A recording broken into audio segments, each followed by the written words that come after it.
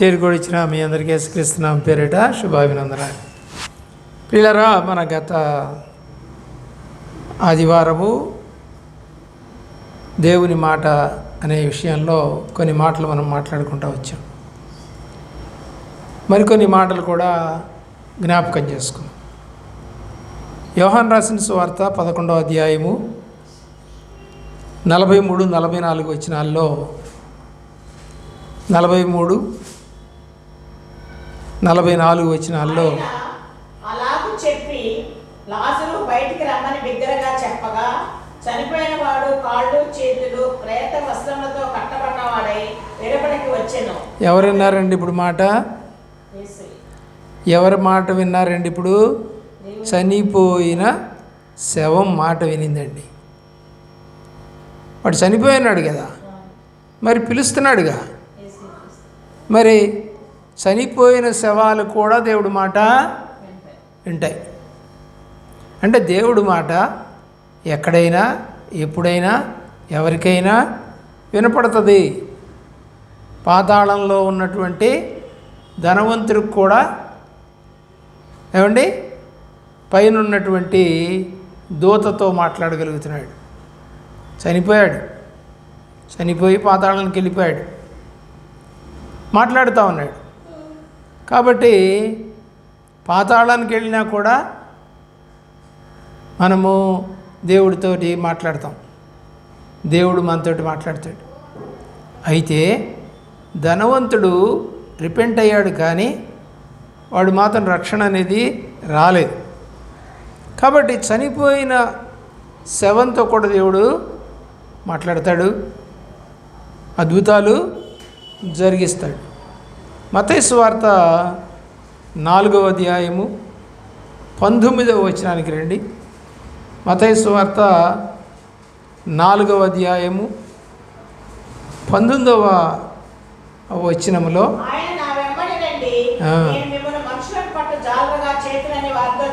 దేవుడు మాట వీళ్ళు విన్నారా? విన్నారు. చూడండి, వెంటనే చూసారా? ఎప్పుడు వెంబడిస్తారు? ఆయన మాట విన్నప్పుడే కదా. మా ఇంటరా అన్నప్పుడు దేవుడు మాట విని వాళ్ళు వచ్చేసారు. కాబట్టి దేవుని యొక్క ప్రేమలో 22వ వచనం, వెంటనే వారు తమ దోణెను పైన ఒక ఇద్దరు, కింద ఒక ఇద్దరు, మొత్తం 4, జెబెదయి కుమారుడైనటువంటి యాకోబు, అతని సహోదరుడు యోహాను, పైన ఏమో పేతురు, ఆంద్రేయ పిలవంగానే వచ్చేసారండి. పోనీ వీళ్ళు ఏమైనా మాట్లాడుకున్నారా? ఎందుకు రమ్మన్నాడు ఏంటి అనేది కూడా లేదు. మరి ఎవరని ఆ మాటకి లోబడ్డారో అప్పటికి వాళ్ళు ఆయన ఎవరో తెలియదు, కానీ ఆ మాటకి లోబడ్డారు. అబ్రహాంకి తెలుసా దేవుడు? తెలియదు. అబ్రహాంకి దేవుడు తెలియదు, కానీ దేవుడు అబ్రహాంని పిలిచినప్పుడు ఆ మాటకి లోబడ్డాడు. అలాగే మోషేకి కూడా తెలియదు. కాబట్టి ఆ మండుతున్న పొద దగ్గరికి వెళ్ళినప్పుడు నేను యెహోవానని ఆయన చెప్పుకున్నాడు. తెలియకుండానే మాట్లాడతాడు. సౌలుకి తెలుసా? మాట్లాడాడుగా. కాబట్టి పేతురు, ఆంద్రేయ, యోహాను, యాకోబు శిష్యులందరికీ కూడా ఆయన రమ్మన్నాడు, వచ్చేసారు అంతే. మాట ఎప్పుడైతే మనం వింటామో మన కుటుంబాలకి, మన జీవితాలకి, దేశానికి క్షేమం.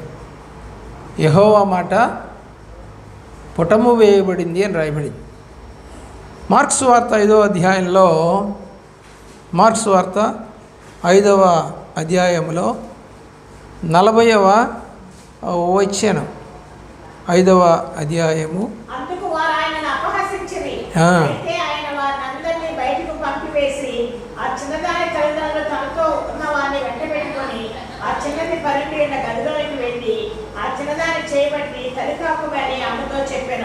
ఆ మాట వచ్చినదానా లెమ్మని మీతో చెప్పుచున్నానని అర్థము. వెంటనే ఆ చిన్నది లేచి నడవసాగెను. ఆమె 12 సంవత్సరాల అమ్మాయి అండి ఈ అమ్మాయి, అయితే పేరేంటి మనకు తెలియదు, చిన్నదాన్ని అని రాశారు. ఇక్కడ కూడా ఎవరు విన్నారండి మాట? ఇక్కడ కూడా శవమే. అయితే ఈ అమ్మాయిని ఇంకా తీసుకెళ్ళి గుహలో పెట్టలా. యేసుప్రభు వారిని పిలుచుకొచ్చుకొని ఇంట్లోనే ఉండగా ఆ అమ్మాయికి తిరిగి ఇలా ప్రాణం అనేది వచ్చింది. కాబట్టి ఇక్కడ కూడా మరి యేసయ్య మాట ఆ శవం వినింది. ఆ అమ్మాయి లేచి చెప్తున్నాడు కదా, ఆ చిన్నది లేచి నడవసాగెను. ఏమని చెప్పాడు? తలితాకుమి. ఆ మాటకి అర్థం ఏంటంటే చిన్నదానా లే. కాబట్టి దేవుడి మాటని ఎవరైనా ఎప్పుడైనా వింటే ఏం జరుగుతుంది? మేలు, ఆశీర్వాదాలు జరుగుతాయి. మార్క్స్ వార్తలోనే 7వ అధ్యాయము 25వ వచనం నుండి 25వ చిన్న కుమార్తె గల ఒక స్త్రీ ఆయనను గురించి విని వెంటనే వచ్చి ఆయన పాదముల మీద పడెను. ఆ స్త్రీ సురోఫెనీకియా వంశమందు పుట్టిన గ్రీసు దేశస్తురాలు. ఆమె తన కుమార్తెలో నుండి ఆ దయ్యమును వెళ్ళగొట్టమని ఆయనను వేడుకొనెను. ఆయన ఆమెను చూచి పిల్లల మొదట తృప్తి పొందవలను, పిల్లల రొట్టె తీసుకొని కుక్క పిల్లలకు వేయడం యుక్తము కాదనెను.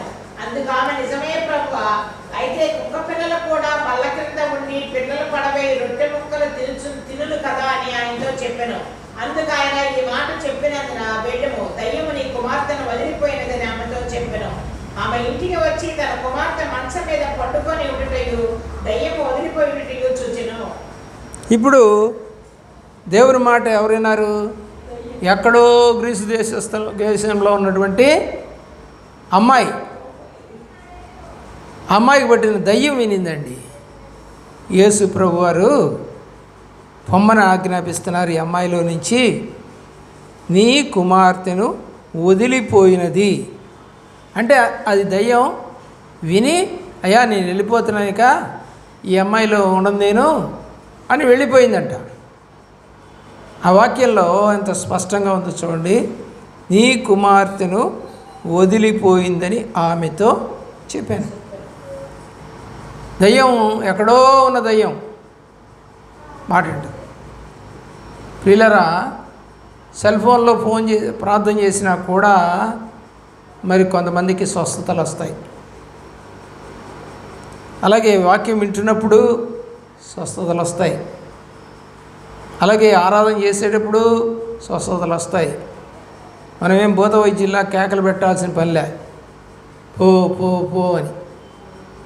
అది తెలుసు దానికి, ఉండాలా పోవాలా, ఎవరి మాట వినాలి తెలుసు దానికి. అలాగే పౌలు చెప్పినట్టుగానే చేద్దామనుకొని వాళ్ళు చేస్తే అది ఎగిరి వాళ్ళని తన్నిందంట దయ్యం. నువ్వెవరో తెలుసు నాకు, పౌలు ఎవరో తెలుసు, యేసు ప్రభువు తెలుసు, మీరెవర్రా అని కొట్టిందంట. కాబట్టి వినలేదు వాళ్ళ మాటలు, దయ్యము వినలేదు. కాబట్టి దేవుని మాట ఎవరికైనా ఎప్పుడైనా ఎలాగైనా వినొచ్చు. వినే స్వభావం నీకు కావాలి. 34, 35 కూడా చదవండి. 34 నిట్టూర్పు విడిచి ఎప్పాతా అని వారితో చెప్పెను. ఆ మాటకు తెరవబడమని అర్థము.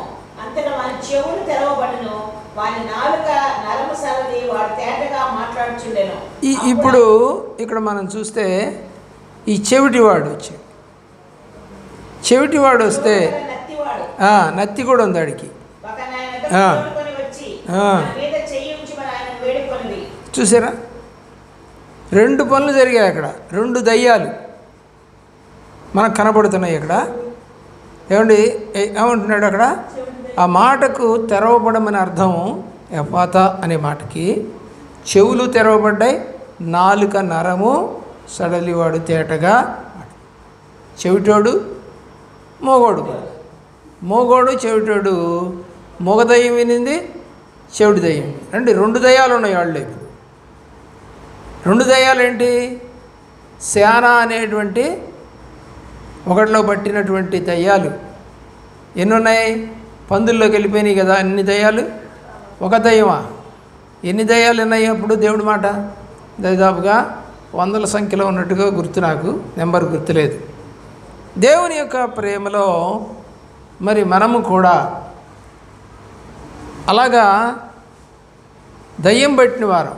ఎవరో నాతో చెప్తా ఉన్నారు,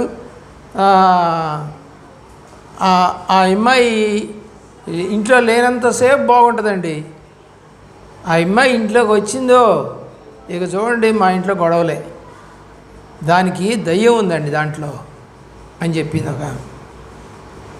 అంటే మనుషుల్లో ఏముంటాయో బైబిల్ రాసింది, దయ్యాలు ఉంటాయి. ఎంత సాఫ్ట్గా ఉంటాయి అవి. మూగ దయ్యం ఏం చేస్తుంది? చెవిడి దయ్యం ఏం చేస్తుంది? కానీ దాని పనులు చేసుకుంటూ పోతూ ఉంటుంది. మగవాడికి కూడా కోపం ఎక్కువే, చెవిటోడికి కూడా కోపం ఎక్కువే.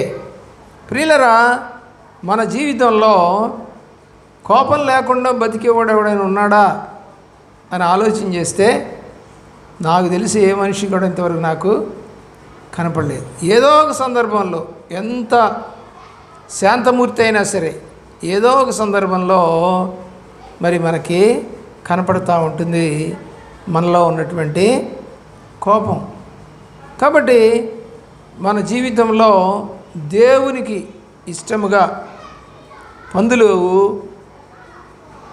వెళ్ళిపోయిన దయ్యాలన్నీ కూడా సేన అని అన్నాడు. ఈ పందులు అంటే ఒక రకంగా చెప్పాలంటే పందులు దేవునికి అసహ్యమైనటువంటి జంతువు. అర్థమవుతుందండి? దేవుడికి అసహ్యమైనటువంటి జంతువుల్లో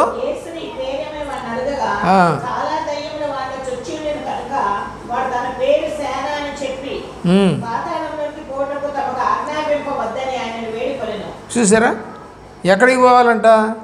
మళ్ళా ఇంకొక బతికున్న దాంట్లోకి పోవాలంట. పందులు బతికినాయి కదా, ఇప్పుడు వీడు బతికున్నప్పుడు వీడిలోకి వచ్చినాయి, ఇప్పుడు మళ్ళీ పందుల్లోకి పోవాలి అంటే చచ్చిన శవాల్లోకి పోవి. అర్థమవుతుందండి? చచ్చిన శవాల్లోకి అడుగుతున్నాయి. పందులను మేపుటకు తన పొలంలోనికి వాడిని పంపించాడు, ఆ పొలాల్లోని ఆ యొక్క పందుల్లోనికి మమ్మల్ని పంపించయ్యా అని ఎవరు అడుగుతున్నారు? దయ్యాలు అడుగుతున్నారు. దయ్యాలు అడుగుతున్నారు, వేడుకుంటున్నాయంట. ఏమంటే వాటిలో చొచ్చుటకు తమకు సెలవు ఇవ్వమని. చూసారా, మనం ఆలోచన చేయాలి పిల్లలు. ఎందుకంటే ఆ యొక్క పందులు ఏమైపోయినాయి? 33వ వచనంలో ఊపిరి తిరగక చచ్చిపోయాయి. మళ్ళీ ఇప్పుడు ఏమవుతాయి? మళ్ళీ ఇంకొకళ్ళలోకి వెళ్ళాలి, ఎవరినో ఒకళ్ళు పట్టుకోవటమే వాటి పని. ప్రియులరా, మన జీవితంలో ఎన్నో రకాలైనటువంటి పంది స్వభావాలు, కుక్క స్వభావాలు, మేక స్వభావాలు, అలాగే ఎలుగుబంటి స్వభావాలు, సింహము, మరి దౌర్జన్యం చేసి చంపుతున్నారు మీదపడి అంటే ఎవరి స్వభావం అది?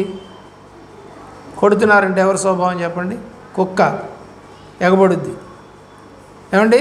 అలాగే సింహము, పులి, ఇవన్నీ ఎగబడతాయి. తోడేళ్ళు అంటే నీలో ఎవరున్నట్టు? కాబట్టి ఆ దయ్యాలన్నీ నీలో చేరినప్పుడు ఏది ఎప్పుడు కూడా ఫ్యాన్ అందలా. కానీ ఇప్పుడు దయ్యం పెట్టినప్పుడు ఏమవుతుందో తెలుసా? ఆ ఫ్యాన్ అందుకోవడానికి రకరకాల ప్లాన్లు వేస్తాం. ఎలాగా? ఎప్పుడన్నా ఎక్కమంటే అటక మీద ఎక్కమంటే అమ్మో నా వల్ల కాదనేటువంటి అమ్మాయి ఇప్పుడు ఫ్యాన్ దగ్గరికి ఎలా ఎక్కుతుంది? ఎవరు నేర్పించారు? దేవుడు ఏమని చెబుతాడా? అలా చనిపోమని ఎప్పుడన్నా అంటాడు దేవుడు? అనడు. ఆయన జీవము గల దేవుడు, ఎప్పుడు మనల్ని బతికించడానికే చూస్తాడు తప్ప చంపాలని చూడడు. దేవుని యొక్క ప్రేమలో బిలామును కూడా వాడు అర్థం చేసుకోవాలని గాడిదికి మాటలు ఇచ్చాడే తప్ప వాడిని చంపాలని లేదు అసలు. దేవుని యొక్క ప్రేమ ఆలోచన చేయండి. దయ్యం మాట వినింది, పందులు మాట విన్నాయి, కానీ మనుషులు ఏంటలేదండి. అన్నీ వింటున్నాయి. గాలి తుఫాన్లు విన్నాయి, నోహ విన్నాడు, అబ్రహాం విన్నాడు, మోషే విన్నాడు, పిల్లరా అది యాకోబు విన్నాడు, అందరూ విన్నారు. విన్నవాళ్ళంతా బాగుపడ్డారు, మంచిగా పేరు కూడా తెచ్చుకున్నారు. విననోళ్ళే. లూకాసు వార్త 7వ అధ్యాయము 7వ వచనం. శతాధిపతి వచ్చి అడుగుతున్నాడు, అందుచేత నీ యొద్దకు వచ్చుటకు పాత్రుడనని నేను ఎంచుకొనలేదు. అయితే మాట మాత్రం సెలవిమ్ము. ఏమి ఇవ్వాలంట? మాట మాత్రం సెలవివ్వు. అప్పుడు నా దాసుడు స్వస్థపరచబడును. ఏమని చెప్పాలి? వాడికి ఉన్న రోగం పెరాలసిస్. కాబట్టి ప్రభువా, ఆ కాళ్ళు నరములన్నీ కూడా నువ్వు అయ్యా స్వస్థత దయచేయి, తిరిగి పూర్వంలాగా చేయమని అడిగి ఉంటాడు దేవుడు. అందుకని ఏమంటున్నాడు ఇతను? ఒక్క మాట చెప్పు. దయ్యం పట్టినటువంటి ఆ అమ్మాయికి కూడా దేవుడు నీ కూతురు బాగుపడింది పో అన్నాడు. ఇక్కడ నీ దాసుడు బాగుపడ్డాడు పో అల్లా.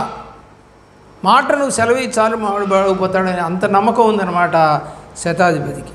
ఆ తర్వాత అతను బాగుపడ్డాడని, మరి ఏ వేళకు అంటే ప్రభువారు చెప్పిన టైంకేనని అక్కడ అన్నీ రాయబడ్డాయి. యోహాను రాసిన సువార్త 1వ అధ్యాయం 40వ వచనం. 1వ అధ్యాయము 40వ వచనం. యోహాను మాట విని వెంబడించాడు, గొప్ప శిష్యుడయ్యాడు. దేవుని ప్రేమిస్తున్న పిల్లరా, యోహాను దేవుని మాట విని ఆయనతో నడిచి గొప్ప శిష్యుడయ్యి ప్రకటన గ్రంథాన్ని రాశాడు. యోహాను 3 పత్రికలు రాశాడు. యోహాను సువార్త రాశాడు. మొత్తం 5 భాగాలు నూతన నిబంధనలో యోహాను ద్వారా మనకు కనపడతా ఉంటాయి. ఎప్పుడండి ఇవన్నీ ఎలా జరిగాయి? యేసు మాట విని ఆయన వెంబడించినప్పుడు. మనం కూడా వింటూ ఉంటాం కానీ వెంబడించాం. విన్నట్టు నటిస్తాం, వస్తాంలే రాకుండా ఎక్కడికి పోతాం. మీ దగ్గరికి మనం ఓటు వేయడానికి వాడు వచ్చి అడుగుతాడు కదా, తెలుగుదేశం వాడు అడుగుతాడు, కాంగ్రెస్ వాడు అడుగుతాడు, జనసేన వాడు అడుగుతాడు, కమ్యూనిస్ట్ వాడు అడుగుతాడు, ఇంకెన్ని పార్టీలు ఉంటే అన్ని పార్టీలు వాడు వచ్చి అడుగుతాడు. అందరికీ ఏమని చెబుతాం చెప్పండి? వేస్తామని. అందరికీ ఒకటే మాట. అంత అబద్ధం కాదు. అలా అనకుండా ఉండగలమా? ఎందుకులే వాళ్ళతో గొడవ అని అనుకుంటాం. అందుకని ప్రతి ఒక్కడికి వాడు డబ్బులు ఇచ్చినా ఇవ్వకపోయినా మీకే వేస్తామండి. వాడు దండం పెడతాడు కదా, వచ్చి దండం పెట్టగానే మనం ఏమనుకుంటాం? మనం కూడా దండం పెట్టి అమ్మ మా కోట వేయండి అమ్మా, మీ సమస్యలన్నీ తీరుస్తాను అని చెప్తాడు. ఒక అతను ఇలాగే అమ్మా మీరు చెప్పినవన్నీ కూడా నేను గెలిస్తే తీరుస్తానన్నాడు. అంతే కదా, గెలిస్తే నీకు తీర్చేది, గెలవకపోతే వాడికి నీకు సంబంధమే లే. ప్రియులారా, దేవుడు ఏదైనా మాట ఇస్తే మనకు జరిగితేనే కదా దేవుడు వెంబడించేది, లేకపోతే వెంబడిస్తామా? వెంబడించాం. 5వ అధ్యాయం 24వ వచనం. 5వ అధ్యాయము 24వ వచనం. మాట వింటే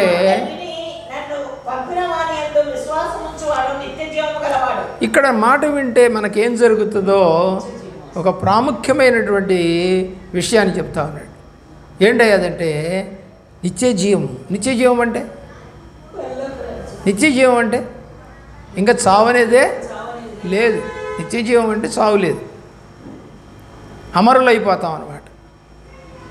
ఎప్పుడైతే ఏదైనా తోటలో వద్దన్న కాయలు తిన్నప్పుడు ప్రభువారు ఒక మాట అన్నారు, వీళ్ళు మన వంటి వారు అయిపోయారు, ఇంకా వీళ్ళకి అద్దు ఆపు ఉండదు అని చెప్పేసి అక్కడికి రానికుండా చేశారు. ఎందుకంటే వాళ్ళు మానవులు. మానవుడు ఎక్కడికి వెళ్ళినా సరే పిల్లరా చెడుతనాన్నే ఆలోచన చేస్తాడు.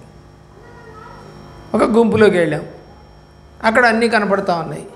4 జోబులు వేసుకుందాం, ఎవరు చూడొచ్చారులే లోపల పెట్టుకుందాం, పక్కింటి వాళ్ళు ఎవరు లేరులే కాయలు కోసుకుందాం, ఎవరు పడేసిపోయినట్టున్నారు ఎవరు రాలేదు కదా తీసుకుపోదాం.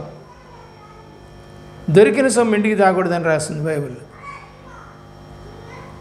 బీదలకు ఇవ్వాలట, దొరికిందంతా కూడా బీదలకు పంచాలి. దేవుడి గుళ్ళో కూడా వేయకూడదంట. దొరికింది ఏది దేవుళ్ళకి రాకూడదు, అది ఎవరిదో తెలియదు. కాబట్టి బీదలకు ఇవ్వమని ద్వితీయోపదేశకాండంలో వ్రాసాడు. ప్రియులారా, ఇక్కడ మనం చూసినట్లయితే ఆ మాట వింటే, దేవుడి మాట వింటే మనకి ఏమొస్తుంది? నిత్యజీవం వస్తుంది. నిత్యజీవం అనేది అంత తేలిగ్గా వచ్చేది కాదు. లోబడిన వారికి తప్ప లోపడని వారికి ఎవరు? 8వ అధ్యాయం 47వ వచనం. 8:47 యోహాను రాసిన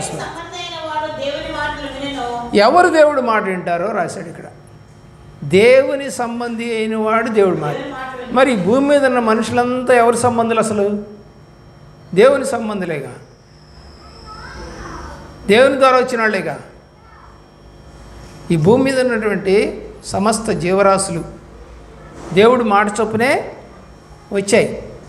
కాబట్టి మరి దేవుడు మన పిల్లోడు మన మాట వింటలేదంటే అర్థం ఏంటి? మన కొడుకనైనా అర్థం, మన కూతురనైనా అర్థం, మాట వింటలేదే. కాబట్టి ఇక్కడ మనం చూడాల్సిన మాట, ఎవరు దేవుని మాట వింటారు అంటే ఎవరు దేవుణ్ణి ఇష్టపడతారో ప్రేమిస్తారో వాళ్ళు వింటారు. అలాగే అమ్మానాన్నల మాట ఎవరు వింటారు అంటే పిల్లలు అమ్మానాన్నలంటే భయపడేవారు, ఇష్టపడేవారే ఆ యొక్క తల్లిదండ్రుల మాట వింటారు. పరమ తండ్రి అయినటువంటి యేసయ్య మాట మనము వినాలి. వింటే మనకి ధన్యత, మేలు. కాబట్టి ఎవరు వింటారంటే దేవుని ప్రేమించేవారు మాత్రమే దేవుడి మాటలు వింటారు. ప్రేమించిన వాళ్ళు ఎప్పుడు కూడా మనతోటి తగాదా పెట్టుకుంటుంటారు. ప్రియులారా, ఆలోచించేయండి. అలాగే మనం చూసినట్లయితే 52వ వచనం కూడా చూడండి. అందుకు యూదులు నీవు దయ్యము పట్టిన వాడమని పెరుగుదము, అబ్రహామును ప్రవక్తలను చనిపోయి ఆయనను ఒక్కడు నా మాట గైకొనిన వాడు ఎన్నడూ మరణము రుచి. ఇక్కడ మరణము చూడడం చెప్తున్నాడు. ఏ మరణం? భూ సంబంధమైన మరణం అయితే అందరికీ వస్తుంది. ఏంటంటే యేసుప్రభు వారే పొందారు కదా మానవుడిగా పుట్టి. ఏ మరణం లేదంటే ప్రకటన గ్రంథంలో చెప్పినట్టుగా రెండవ మరణానికి మనం పాత్రలు కాకుండా దేవుడు ఆపు చేస్తాడు. అదొక పెద్ద అగ్నిగుండంలాగా మారిపోతుంది. ఇక రాము. దేవుని యొక్క ప్రేమలో దేవుని మాట వింటే రెండవ మరణాన్ని నుండి మనము తప్పించుకోగలుగుతాం. 14వ అధ్యాయము 23-24. యేసు ఒకడు నన్ను ప్రేమించిన యెడల వాడు నా మాట గైకొనును, అప్పుడు నా తండ్రి వాడిని ప్రేమించును. ఇప్పుడు తండ్రి ప్రేమించాలంటే ముందుగా యేసయ్య మాట మనం వినాలి. మేము వాని యొద్దకు వచ్చి వాని యొద్ద నివాసము చేతును. ఎవరు? దేవుడు అంటే వచ్చి నివాసం చేస్తా అంట మనతో. ఆయనే రాశాడు కదా, ఎక్కడైతే ఒకరిద్దరు ప్రార్థన చేస్తూ ఉంటారో వారి మధ్య నేను ఉంటానని రాశారు కదా. మరి దేవుడు నివాసం చేయాలి అని అంటే మనం ఏం చేయాలి? దేవుని మాట వినాలి. 11వ వచనం కూడా చూడండి. అవసరం లేదు, 11 లేకపోయినా పర్లేదు. అపోస్తుల కార్యగ్రంథం 10వ అధ్యాయము 44వ వచనం. అపోస్తుల కార్యగ్రంథం 10వ అధ్యాయము 44వ వచనం. పేతురు ఈ మాటలు ఇంకా చెప్పుచుండగా అతని బోధ విన్న వారందరి మీదకి పరిశుద్ధాత్మ ఏమింటే వీళ్ళకి పరిశుద్ధాత్మ వచ్చింది? పేతురు దేవుని సంబంధమైన మాటలు లేదా వాక్యములు లేదా చూసినవి, కన్నవి, విన్నవి, అలాగే దేవుడితో పంచుకున్నవి అన్నీ కూడా ఏం చేస్తూ ఉన్నాడు? కొర్నేలి ఇంట్లో కూర్చొని చేరిన వాళ్ళందరికీ చెప్తా ఉన్నప్పుడు ఆ మాటలు విన్న వాళ్ళందరి మీదకి ఏమొచ్చిందంట? పరిశుద్ధాత్మ వచ్చింది. పరిశుద్ధాత్మ రావాలన్నా కూడా ఏం కావాలి? ఇప్పుడు మనకి దేవుని మాట వినాలి. అనాలోచితంగా మందిరంలో కూర్చొని వినన్నట్టుగా ఉండి కాసేపు బయటికి తిరుగుతూ లోపలికి తిరుగుతూ ఆడించుకుంటూ ఏమండి ఆ కాళ్ళు గోళ్ళు గిల్లుకుంటూ ఫోన్లు చూసుకుంటూ ఏమండి ఇలా చేస్తే దేవుడు మాట సరిగా మనలోకి ఎక్కదు. అరిసెలు పిండి పిసికేటప్పుడు చాలా బాగా వాటిని కలపాలి. ఆ యొక్క దంచిన పిండి తడిగా ఉన్నప్పుడే ఆ పాకంలో వేసి కొంచెం వేసి తిప్పుతూ ఉండాలి.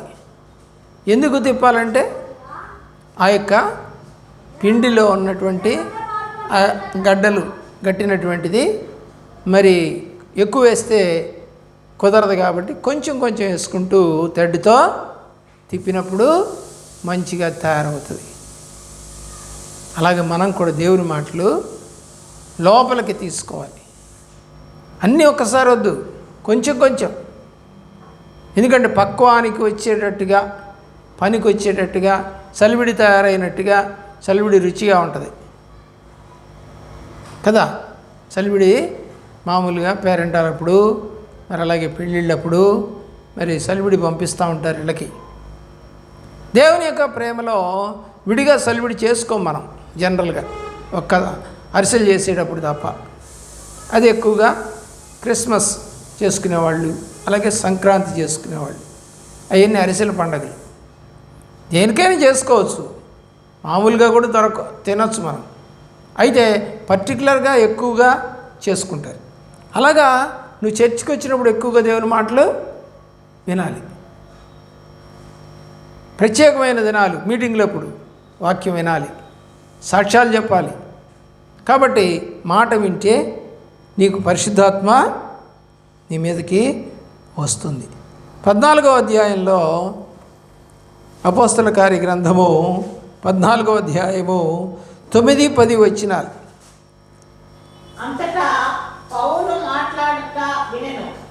పౌలు అతని వైపు తేరి చూచి స్వస్థత పొందుటకు అతనికి విశ్వాసం ఉందని గ్రహించి నీ పాదములు మోపి సరిగ్గా నిలువమని బిగ్గరగా చెప్పినప్పుడు అతను గంతులు వేసి నడవసాగాడు. ఇప్పుడు ఎవరు మాట విన్నాడు? పౌలు. దేవుడు పౌలులో ఉన్నాడు. పౌలు ఆ మాటలు పలికాడు. ఆ మాటలు వాడు విన్నాడు. విన్నప్పుడు లే అని చెప్పాడు కదా, లేచి నడవమంటే నడిచాడు. లేవయ్యా అని అంటే లేవలేదనుకో నువ్వు, ఇక నడవటం నీకు రాదు, స్వస్థత నీకు రాదు. దేవుడి వైపు చూడవలసిందిగా కోరుతా ఉన్నాం. తల్లిదండ్రుల మాట వింటే ఎప్పుడు కూడా మనం మంచిగా తయారవుతాం. సామెతల గ్రంథం 1వ అధ్యాయం 10వ వచనం. పాపులు ప్రేరేపింపగా నువ్వు ఒప్పుకోబాకు. పాపం చేయాలని ప్రేరేపిస్తూ ఉంటారు కొంతమంది ఈ సమాజంలో అని. మరి ఆ యొక్క ఇప్పుడు మరి పాపులంటే సొలొమోనుకి భార్యలే పాపులు. సొలొమోను భార్యలే తాను తెచ్చుకున్నటువంటి దేవతలను, విగ్రహాలను పూజ చేయమని రమ్మని అడిగారు. తన స్వకీయమైనటువంటి అనుభవం ఇది, స్వకీయ అనుభవం. పాపులు ప్రేరేపింపగా ఒప్పుకోబాకు, నేను ఒప్పుకొని తప్పు చేశాను. అంత వివరం కనపడకపోయినా విషయం మాత్రం అదే. ఎందుకని సొలొమోను చివరిలో పడిపోయాడు కదా అని నెహెమ్యా గ్రంథం చివరి అధ్యాయంలో కూడా రాయబడి. ఎవరి మాటలు వింటే పడిపోయాడు? భార్యల మాటలు.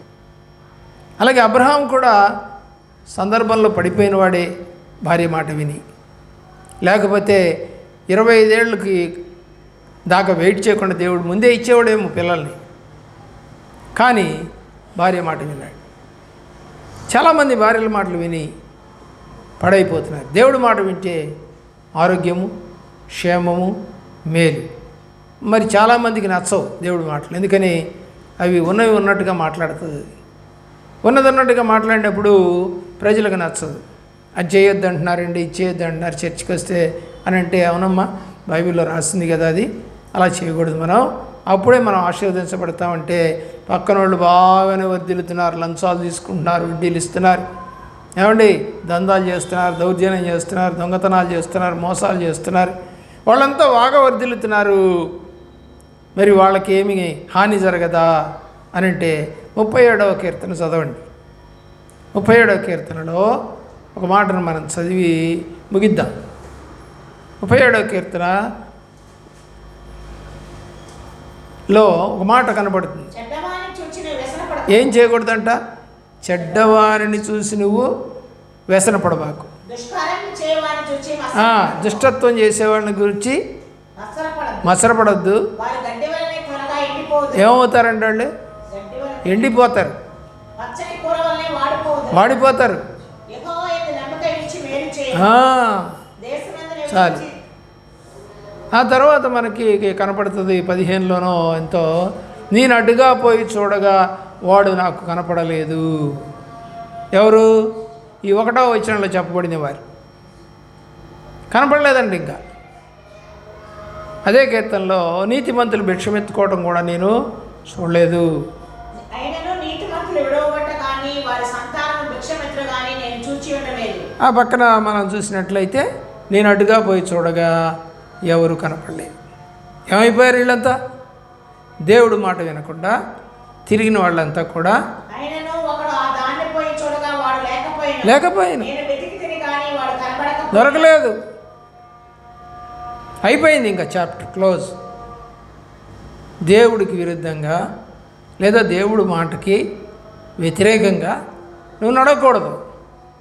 నడిచి మనము అపాయాన్ని తెచ్చుకోకూడదు. ఎల్లవేళలా ప్రభువుని మనం ప్రేమిస్తూ ఉండాలి, ప్రార్థిస్తూ ఉండాలి. నోట్లో ఆయన మాటలు పాటలు మనము ఉచ్చరిస్తూ ఉండాలి. అప్పుడు సాతాను నీ దగ్గరికి రాకుండా దేవుడు మనకు తోడుగా ఉన్నప్పుడు నీకు విరోధి ఎవడు అని రోమాపత్రికలో రాయబడి. దేవుడు మన పక్షంగా ఉన్నప్పుడు మనకు విరోధం ఉండడు. దేవుడు నీ పక్షంగా ఉన్నాడని రుజువు ఎట్లాగా? పాటలు పాడుతున్నావు, వాక్యం చెబుతున్నావు, దేవుని మాటలు చెబుతున్నావు, అలాగే సాక్ష్యం చెబుతున్నావు, అలాగే కరపత్రాలు పంచుతున్నావు, ఇలాగ మీటింగ్లకు రమ్మని పిలుస్తున్నావు. కాబట్టి నువ్వు ఎవరు అని అనుకుంటారు ప్రజలు? దేవుని బిడ్డ, దేవుడిని ఎరిగింది. లేకపోతే ఎందుకు చేస్తుంది? అతను ఎందుకు చేస్తాడు? లేకపోతే దేవుని మాట సేవకుడి ద్వారా వింటున్నారు, లోబడుతున్నారు. మరి ఇంటింటికి తిరిగి కరపత్రాలు, దండోరాలు, ప్రార్థనలు, అలాగే ఆహ్వానాలు చెబుతూ ఉంటారు. కాబట్టి దేవుని ప్రేమించండి ప్రియులారా. దేవుని మాట విన్నప్పుడు మనకి నిత్యజీవము సిద్ధంగా ఉంటుంది, పరిశుద్ధాత్మ తోడుగా ఉంటుంది, అలాగే దయ్యాలు పోతాయి. నమ్మిక, దేవుని మాట మీద నమ్మిక చేస్తావు, ఏమైనా చేయగలవు, ఏమైనా చేస్తావు. నమ్మంతే, నమ్మటమే. నమ్మడం నీ వలన అయితే సమస్తము నీకు సాధ్యమవుతుంది అని మార్తా మరియలతో చెప్తా ఉన్నాడు. నమ్మమ్మా, ఇప్పుడే లేస్తాడు మీ తమ్ముడు, పునరుద్ధానంలో అప్పుడు వస్తాడు లేస్తాడు అంటున్నావు కదా. కాదు, నమ్మమ్మా. నమ్మితే అద్భుతాలు, ఆశ్చర్యకార్యాలు చూస్తాం. ఎప్పుడైతే మాటని వినమో దేవుడి కోపము తెప్పించిన వారు అవుతాం, ఆయన యొక్క ఉగ్రతకి పాత్రలం అవుతాం. ఏమవుతామో మనకి తెలియదు. దేవుడి రాజ్యానికైతే వెళ్ళాం. దేవుడి మాట వింటే నిత్య జీవము కలిగిన జీవితం నువ్వు నీ కుటుంబము పొందునుగాక. మోకరించండి, ప్రార్థన చేసుకో.